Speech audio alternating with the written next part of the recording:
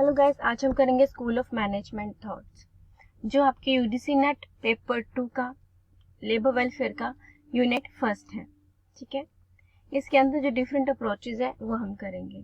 ठीक है, तो लेट्स स्टार्ट इट। सबसे पहले हम करते हैं कि क्लासिकल अप्रोच या न्यू क्लासिकल अप्रोच या मॉडर्न अप्रोच क्यों आई। ठीक है, जो हमारा इंडस्ट्रियल पार्ट है, जब इंडस्ट्री इतनी ज़्यादा नहीं थी, इतनी ज़्यादा होंद में नहीं थी, इंडस्ट्री नहीं आई थी। ठीक है, तो सबसे पहले जो मैनेजमेंट था, अभी आपने मैनेजमेंट के फंक्शंस तो किए थे, प्लानिंग, ऑर्गेनाइजिंग, स्टाफिंग, राइट। तो इन चीज़ों को संभालने के लिए मैनेजमेंट अलग अलग, क्योंकि देखो जब भी आप किसी भी ऑर्गेनाइजेशन में काम करते हैं तो क्या सभी एक ही तरह के पर्सन होते हैं? हर एक पर्सन अलग, उसके थॉट्स रहते हैं। ठीक है, हर एक पर्सन अलग होता है, उसका बिहेवियर अलग होता है। लेकिन जो मैनेजमेंट होती है, हर एक का काम अलग अलग होता है, लेकिन मैनेजमेंट का काम क्या होता है? उनको अच्छे से उनको अप्रोच करना, उनका जो प्रोडक्टिविटी है उनका काम अच्छे से लेना।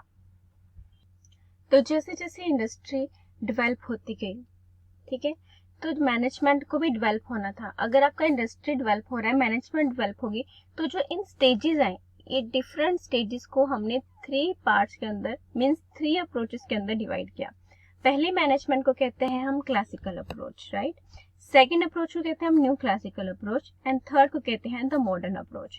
इन अप्रोचेस के अंदर डिफरेंट कंट्रीब्यूटर्स थे, जिन्होंने अपने विचार हमें दिए, जिन्होंने अपने थॉट्स हमें दिए, उन्होंने अपने प्रिंसिपल हमें दिए, जिसकी वजह से हमने मैनेजमेंट को अच्छे से संभाला।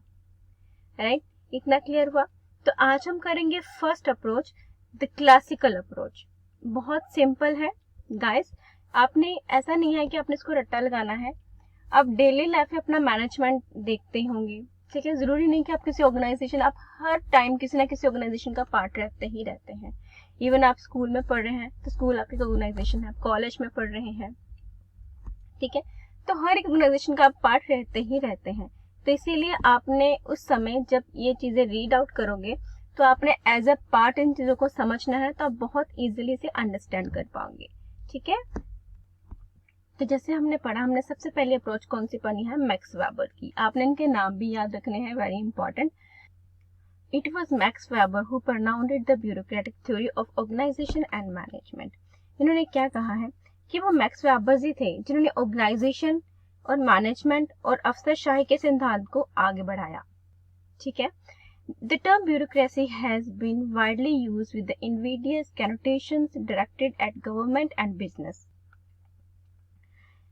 जो इसका शब्द की जो वर्तों की, ब्यूरोक्रेसी शब्द की जो वर्तों की इन्होंने इनको यूज्ड किया है, ठीक है, वो क्या करते हैं, जब कोई भी ऑर्गेनाइजेशन होती है या गवर्नमेंट होती है, वो डेली इस चीजों को बोलती है, तो उसको एज अ बिजनेस टर्म इसको यूज्ड किया गया। Bureaucracy is an administrative system design to accomplish large scale administrative tasks by systematically coordinating the work of many individuals. कहते हैं ये ब्यूरोक्रेसी है, वो एक प्रबंधकीय प्रणाली है। प्रबंधकीय प्रणाली से मीन कि ये एक एडमिन सिस्टम, जो हमारा मैनेजमेंट के अंदर एडमिन पार्ट होता है, उसी का ये क्या है, उसी की ये प्रणाली है। जो बहुत सारे व्यक्ति होते हैं, जो उनके जो कामों का प्लानिंग होती है, उनको तालमेल करने के बाद जो उनका एडमिनिस्ट्रेटिव का पार्ट है, उसको पूरा करने के लिए, उसके जो काम को पूरा करने के लिए इसको तैयार किया जाता है। ठीक है, तो वेबर ने क्या कहा? वेबर कहते हैं कि मैं इन तीनों को इस पावर के अंदर ऑब्जर्व करता हूँ कि 3 ऑर्गेनाइजेशन के अंदर 3 पावर्स होती हैं। पहली होती है ट्रेडिशनल, ठीक है। उसके बाद उन्होंने कहा इसके अंदर किस्मेटिक होती है। किस्मेटिक क्या होता है कि कोई पर्सन जो अपनी स्किल के द्वारा, अपनी कम्युनिकेशन पावर के जरिए किसी को प्रभावित करता है। ठीक है, एडमिनिस्ट्रेटिव क्लास मीन्स की प्रबंधकीय क्लास, जो कि क्या करती है, अगर हमारा कोई मैनेजर है, ठीक है, हम कई बार हमें कोई किसी ऑफिस के अंदर किसी प्रकार की कोई दिक्कत आ रही है, तो हम क्या करते हैं कि हम एडमिन के पास चलते हैं, वही सॉल्व कर पाएगा, राइट। तो वो क्या कहते हैं कि जो प्रबंधकीय क्लास होती है, इसी के पास सारी एडमिन की जो रिस्पॉन्सिबिलिटीज होती है।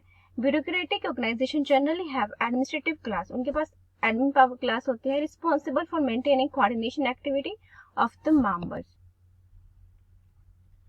In the late 18th, Max Weber's disliked the many European organizations were managed on the personal family-like basis and that employees were loyal to individual supervisor rather than to organization. क्या होता था कि 1800 में जो अंत था, 1800 के अंत में क्या हुआ कि बहुत सारी यूरोपियन संस्थाएं थी, ठीक है, वो क्या करती थी कि व्यक्तिगत इंडिविजुअली वो परिवार के आधार पे बेस्ड थी।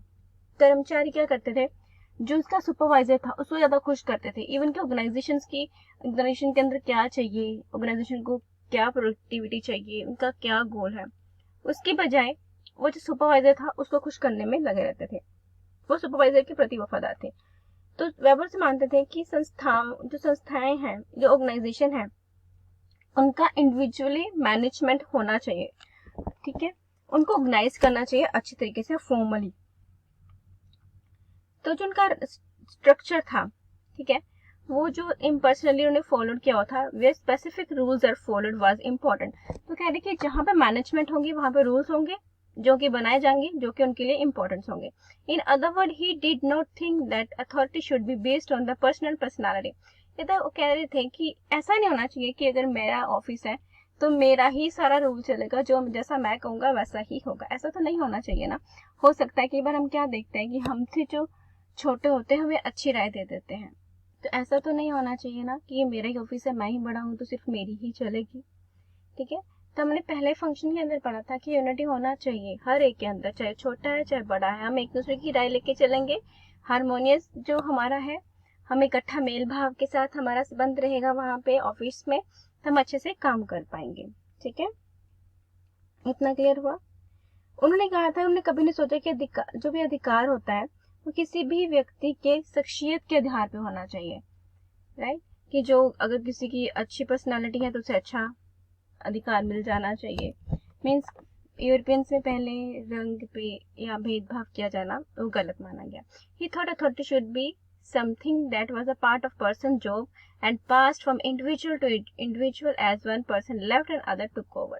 अगर एक व्यक्ति जाता है, कोई अच्छा मैनेजर वहां से जाता है तो दूसरे बंदे को हायर कर ले जो कि अच्छा काम करता हो। ऐसा नहीं कि अच्छी पर्सनालिटी है चलो जी इसे हायर कर ले लेकिन उसे आता कुछ भी ना हो, ठीक है। This non personal objective form of organisation were called a bureaucracy. अब आपको क्लियर हुआ मैक्स वेबर का। तो मैक्स वेबर जो थे वो बिलीव करते थे जो फॉलोइंग कैरेक्टरिस्टिक्स हैं, हम उसे अभी करेंगे। सबसे पहले है अ वेल डिफाइंड हायरार्की, ठीक है। इसके अंदर क्या था, all position within a bureaucracy are structure in a way that permit the higher position to supervisor and control the lower position. The clear chain of command facilitate control and order throughout the organization. All the positions within bureaucracy, mean जितनी bureaucracy के अंदर जितनी भी ओहदे, जितने भी उसके अंदर पोजीशंस होंगी, ठीक है, उसका इस तरीके से स्ट्रक्चर करना चाहिए कि जो सबसे बड़ा है, ऊपर से सबसे बड़ा ओहदा है, जो सबसे बड़ी पोजीशन है, उसे निगरानी करने के लिए, और सबसे जो लोअर पॉइंट है उसको कंट्रोल करने के लिए, उसकी आज्ञा, उसको मीन्स की सुपरवाइज करने के लिए परमिट होना चाहिए। The clear chain of command, ये नहीं है अगर कोई बड़ा है, ठीक है, उसके ऊपर जो, जैसे अभी हम एग्जांपल लेके चलते हैं एक स्कूल की, ठीक है, स्कूल के अंदर हम एग्जांपल लेके चलते हैं, अगर कोई स्टूडेंट है वो अच्छे से काम नहीं कर पा रहा है, ठीक है, तो हम किसे कहते हैं, जाके प्रिंसिपल को, ठीक है। नहीं तो समटाइम्स कई स्कूल में अब है कि अगर कोई बच्चा अच्छे से काम नहीं कर पा रहा है तो उसके लिए अलग से एडमिनिस्ट्रेटर का पार्ट आता है, जिसमें बच्चों को देखा जाता है कि उसके फैमिली मेंबर्स में कोई प्रॉब्लम तो नहीं है। बहुत सारी फैसिलिटीज अब अवेलेबल हो चुकी है स्कूल में, लेकिन हमें मान के चलते हैं कि जो अपर पार्ट है, ठीक है, जो प्रिंसिपल है, और जो लोअर पार्ट है इस समय हम उसको मान के चलते हैं उनका जो एडमिन पावर को लेकर चलते हैं, ठीक है। तो जो हायर पोजीशन है, जो सुपरवाइज कर रही है, कंट्रोल लेवल को कंट्रोल करती है लोअर पोजीशन को, ये सब कुछ क्लियर कट होना चाहिए। ऐसा नहीं है कि हाँ जी मैं प्रिंसिपल हूँ तो मैं जैसे मर्जी काम करवा सकती हूँ, नहीं। किसी चीज को लेके अगर हमारे पास कोई दिक्कत आ रही है, उसे कैसे सॉल्व करना है, वो हायर पोजीशन से लेकर लोअर पोजीशन तक एक चैन ऑफ कमांड है, जो फैसिलिटी है कंट्रोल करने की, जो ऑर्डर देने की, वो थ्रू आउट द ऑर्गेनाइजेशन होनी चाहिए और वो क्लियर कट होनी चाहिए, ठीक है। नेक्स्ट है division of labour and specialisation. All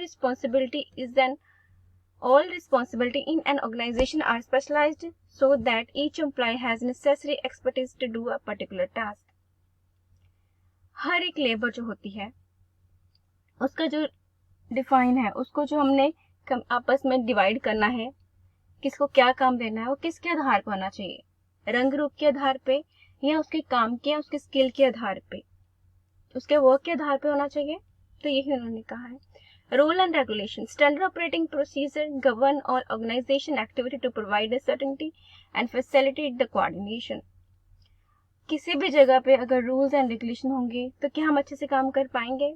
ऐसा नहीं है कि रूल्स हमारे लिए तो रूल्स होते हैं. अगर हम ट्रैफिक सड़क क्रॉस करते हैं, वहाँ पे बहुत सारा ट्रैफिक है, अगर हम उसी ट्रैफिक के अंदर एकदम से हम भी घुस जाएंगे तो क्या हम उस रूल्स एंड रेगुलेशन को फॉलो कर रहे हैं? नहीं ना, हम तो और ज्यादा उस अंदर ट्रैफिक को बढ़ा रहे हैं. तो सेम जब रेड लाइट है तो हमें रूल का पालन करना चाहिए. तो उन्होंने वही कहा कि जो रूल्स एंड रेगुलेशंस हैं govern all organisation activity to provide a certainty and facilitate the coordination. तो हमारी फैसिलिटी के लिए ही होते हैं. कहीं आप ऑर्गेनाइजेशन में देखा, वहां पे लिखा होता है कि जो स्मोकिंग का पार्ट है उनको अलग से बना दिया गया था.